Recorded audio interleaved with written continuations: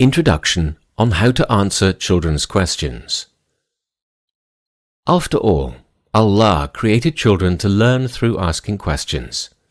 Conversations during childhood are mostly questions. Children feel that they know nothing about their surroundings. Because ignorance generates fear, children rush to learn about things as much as they could. 3-year-old children ask their parents and siblings tens of questions. The answers, without doubt, affect them and shift them from a state to another, which is seen through their continuous shift from one topic to another during conversation. Children can always be heard asking, "What? Where is that? How did that happen? Where did that come from? What is it? Do you know?" etc. Children want to know everything that interests them. They want to understand the things they see and hear about, even though they might not listen to or comprehend answers. The children's questions about faith. Children are curious. Their curiosity increases according to their environment and present opportunities. That's why we are overwhelmed by their questions that are more intense than ours when we were children. Times have changed, and our surroundings and science have progressed. Undoubtedly, the parent's educational methodology affects the extent of children's questions. A parent who gives the opportunity and happily accepts children's questions delves deeper in their souls. Conversely, parents who do not accept questions will not have intrigued children. It is true that children should not know everything, yet it is important that children do not shy from asking questions that affect their lives. Children should not feel insignificant or untrusted. More importantly, children must feel comfortable talking to their parents. Reasons why children ask so many questions. The reason why children ask so many questions can be listed in the following points. 1. Their desire to explore and discover in order to satisfy the needs of their mental growth. 2. Their need to understand their surroundings. 3. Their concerns or fears due to their lack of previous experience. For example, children are scared of animals even if they are harmless. Children ask questions to feel safe. 4. The development of their language. When children ask questions, they practice language and demonstrate language capabilities and social participation rather than search for answers. 5. The opportunity for communication and emotional connection with parents. 6. Developing confidence in parents and his self-esteem. Nature of children's questions. In order to understand children's questions, we must distinguish between intellectual, linguistic, and psychological questions. In the first type of questions, the motive is to learn or talk about interests. In the second type, the motive is psychological relief, not answers. After all, questions are determined by context. We cannot determine the importance of the question, understand it, or define its meaning without understanding the specific situation that inspired the child to ask. Questions have no value in themselves. Their value is derived from the situation itself and the surrounding circumstances. Children's questions serve 3 structural functions, which are: 1. Psychological stability. Many children's questions are based upon a psychological inspiration. 2. Deductive thinking. Children obtain knowledge through available information built through connections. 3. Knowledge about surrounding environment and essential life matters that include moral and behavioral values within the cultural and social environment. Types of questions in children. It is important to classify children's questions because answers vary according to their types. Questions are classified as follows. 1. Language questions. For example, why are things named? Why don't names change? And why don't we invent a new language? 2. Existential questions. For example, where did we come from? Where will we go? How do children come? What does death mean? And what about the universe, etc.? 3. Rebellious questions. These questions are centered around why aren't children allowed to do what grown-ups do? They are attempts to imitate adults rather than mere questions. 4. Test questions. These questions test the parent's limits and criticize perceived weaknesses. They usually come in the form of comparison with other parents and focus on the financial and physical capabilities. 5. Concern questions. These questions reflect anxiety. The most common anxiety questions are about the absence or desertion of a parent. 6. Questions about the body. These questions are about the body-gender difference. This classification can help parents understand the background of questions posed by children. Children do not ask for the sake of asking. They ask to understand. Why do parents ignore children's questions? Ignoring questions or showing irritability is not only a result of lacking answers or understanding the psychological and educational function of questions, but also a result of other reasons, such as 1. Adults feel that the questions are awkward or unimportant, which results in dismissing them. Adults fall in the trap of ignoring children's rights of individual simple and clear thinking as a result of a false feeling of authority that dismisses the child's right to throw simple questions that reflect sincere desire for knowledge, discovery, and psychological stability. 2. Adults feel that some questions are difficult because they are related to social, cultural, or moral taboos that can only be discussed at a specific age. The difficulty and awkwardness of questions are discomforting to adults. Thus, adults should be prepared to answer these questions in a suitable manner. 3. Sometimes the amount and progression of questions forces adults to neglect these questions. This would not have happened had adults realized the psychological importance of children's questions. Instead, adults would have supported the child and encouraged him or her to think out loud and ask more. 4. Sometimes parents ignore questions because they are vague or indirect. 5. Parents may avoid answering questions because they do not know the underlying motive of the question. However, adults should provide honest and sincere answers. 6. Parents ignore children's questions because they feel that they require objective answers because of the child's limited mental abilities. At this point, parents wonder how the child thought of the question rather than answer it. How should parents deal with children's questions about faith? Parents should provide the right answers for their children's questions.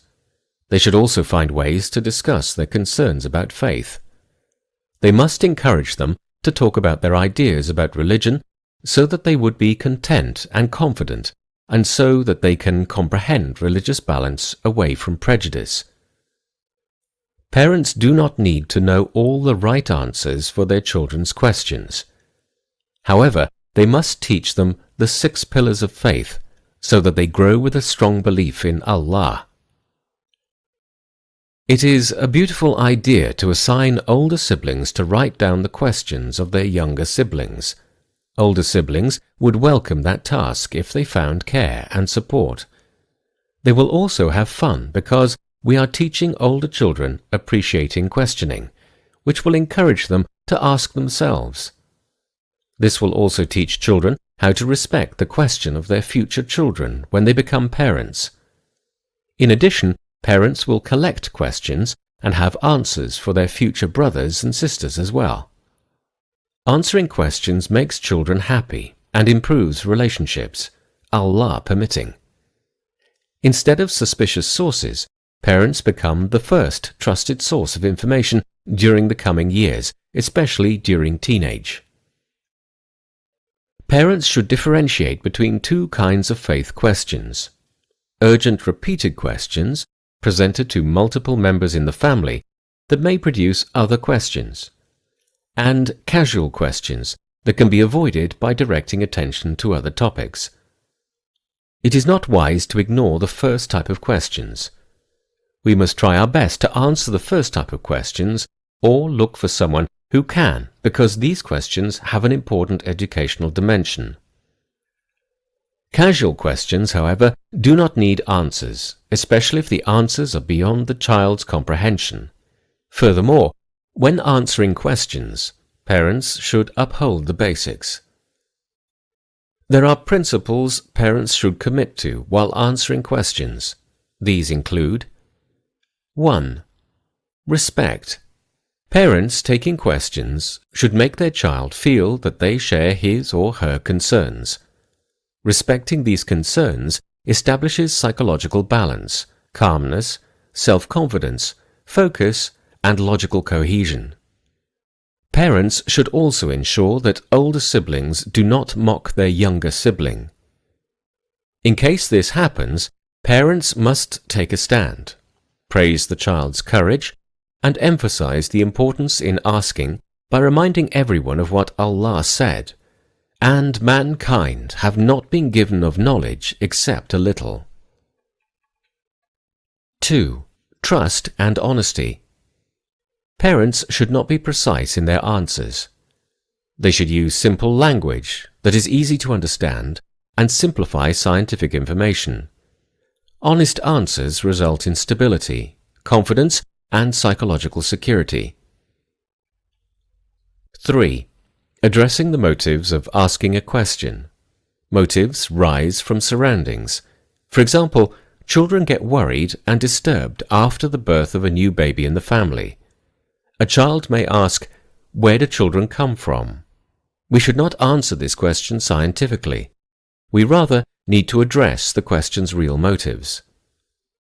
The best thing parents can give children is helping them enlighten their minds, not through stories, tales, and true knowledge only, but also through meditation, suggestions, questioning, and thinking outside the box.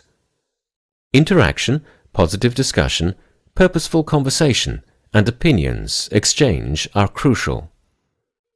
Parents must also ask questions that inspire thinking in children. We can use the answers of children's questions in a more open way. If the question is normal and not deep or sensitive, parents may ask their child or encourage him or her to bring up the question in a family meeting. Then they should encourage everyone to join the discussion because education through conversation. Conversation between children and their parents benefits the family in many ways. It gets children closer to the rest of the family. It increases harmony and love between members of the family, and it nurtures a friendly atmosphere that goes beyond discussing topics. From this, we can summarize that education by conversation brings the following. 1. It gives children the freedom to independently think and reach facts. This inspires their creativity and develops their personality. 2. It is simple and without formalities. It is engaging, relaxing, and not embarrassing. 3. It brings happiness and self-confidence to children. It also teaches them to listen to others. 4. It provides an opportunity for searching and logical and independent thinking. It also allows children to think from different points of view. 5. It raises children's level of attention and interaction. Conversely, it prevents lack of attention and weariness. Phrases for conversation questions. During conversation, children can be asked using many phrases. What happens? This phrase encourages children to look at their surroundings. It helps them directly describe their observations. What do you want? This phrase helps children state their needs. How do you do that? This phrase helps children think freely and inspires their imagination to search for answers. Why does this happen? This phrase helps children search for causes for certain issues and analyze connections between them. What do you do when something happens? This phrase helps children re-examine things from different perspectives. Ways to answer children's questions. We mentioned earlier the kinds and forms of questions. Here we will talk about ways of answering questions that vary according to time, place, and condition. The most common ways are: 1. Direct verbal answers are the most common way of answering questions. A child asks a question, and parents provide a verbal, quick and brief answer. 2. Short story answers are indirect answers. Stories should suit the nature of the question. Usually, children enjoy story answers and listen to them attentively. 3. Visual answers are answers with colorful and attractive illustrations, for example, scientific illustrations in which images are a main source of information. 4. Observation answers are answers in which children are required to observe and reach conclusions, for example, questions about animals, their livelihood and reproduction. General instructions to consider when answering children. When answering questions, there are a set of do's and don'ts that we should pay attention to. 1. Discuss answers with children. When done, ensure that the children is convinced by the answer. Remember, fruitful answers are short, clear and specific, suitable for the children's age, time, location and conditions they live in, and they do not focus on right and wrong. They rather inspire children and widen their horizons and imagination. 2. Be honest. Take care not to provide wrong information at any cost. The accuracy of your answers is the cornerstone to earn your child's trust. 3. Simplify your answers so that it is understandable and suitable. Whatever information you provide will stick in the child's mind. Avoid ambiguity and confusion. Avoid incomplete information under the pretense that the child is young and does not understand. 4. Do not underestimate your child's cognitive abilities. Children can understand when the right method is used. 5. Do not blame, mock or scold your child for asking questions. Make your child notice that you are ready to answer all his or her questions. Mockery makes the child feel small, unconfident. It also discourages exploration. 6. Do not worry if questions about Allah reflect inability to imagine His existence. Do not escape answering these questions because the child will look for answers elsewhere. 7. Do not hesitate to ask for help finding the right answer. To come off as a seeker of knowledge is better than coming off as an arrogant who claims to know what to expect. It is not shameful to ask your child to wait until you find the right answer. 8. Answer questions directly without distortion. 9. When busy, calmly explain to your child that the time is not suitable for you to answer questions. Respond to the question when free. 10. Avoid unnecessary detailed explanations. Answering questions of a 6-year-old should be shorter than answering those of a 10-year-old, and so on. This includes questions that need abundant details and evidence. For example, metaphysical or embarrassing questions. Other answers are limited and given to all age levels. 11. Link answers as much as possible to elements children conceive. Avoid abstract concepts that confuse children. 12. Both parents should align their answers. Opinions should be the same when providing information for children. 13. Do not answer a question with a question. When a parent responds asking, "What do you mean?" the child feels frustrated for failing to deliver the question. Children believe that parents should understand without further explanation. If parents want to confirm they understand the point, they should use an affirming statement like, "You mean." 14. Avoid dictation. Instead, parents should not be radical in expressing their opinions. If a child gets an answer from a different source, they should respond with the correct answer in a simple, convincing, and easy way that regains the trust in them rather than others. 15. Do not lecture. Instead, discuss. Provide examples, tell stories, and utilize audiovisual and scientific material, dynamic games, imitation, drawing, meditation, songs, brainstorming, mind games, wallcraft, etc., to deliver answers. Variety improves children's intelligence and broadens their knowledge. 16. Some questions should be answered gradually. The more a child demands, the more answers you provide, depending on age, type of question, and extent of awareness. 17. When children mature, ask for their opinion on what they are inquiring, and observe their reaction before answering them. Then, answer according to their response. Children do not and should not think the way we think because they have a different mindset. Mistakes committed while answering children's questions. Some of the most serious mistakes that are committed when answering our children include not taking into consideration the different behavioral aspects.